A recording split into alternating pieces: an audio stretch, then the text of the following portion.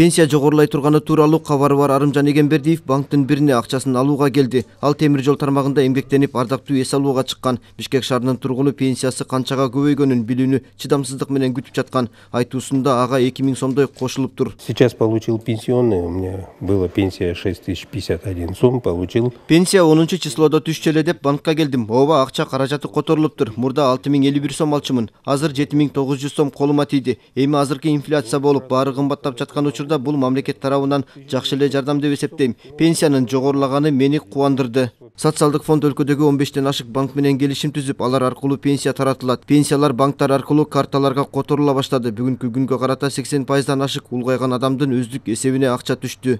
Социальный фонд Кыргызской республики нам предоставляет ведомости и графики. Социалдык фонд ар бир айдын 8 эсептик билдирүүлөр жөнөтөт. Биз онунан баштап картага которобуз. Мурда пенсионерлер офлайн келип кезекке туруп акчасын накталай алып кетсе, оптимизация иштеринен кийин азыр улуттук эл карт аркылуу онлайн алууга шарт түзүлгөн.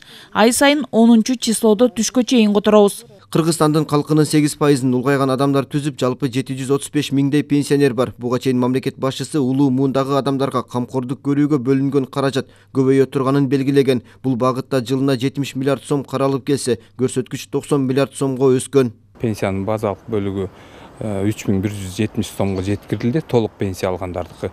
Андан сырткары камсыздандыруу бөлүктөрү 15%га жогорулады. Пенсиянын базалык бөлүгүн каржылоо булагы болуп, бул республикалык бюджет эсептелет. Ошондуктан 3 айга октябрь, ноябрь, декабрь айларына 3 миллиард 83 миллион сомдун тегерегиндеги каражат республикалык бюджеттин эсебинен базалык бөлүккө бөлүндү.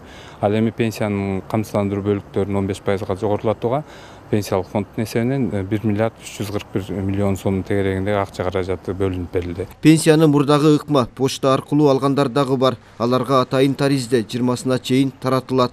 Уланбек Тыйканбаев, Умар Малашев, Ала Тоо 24.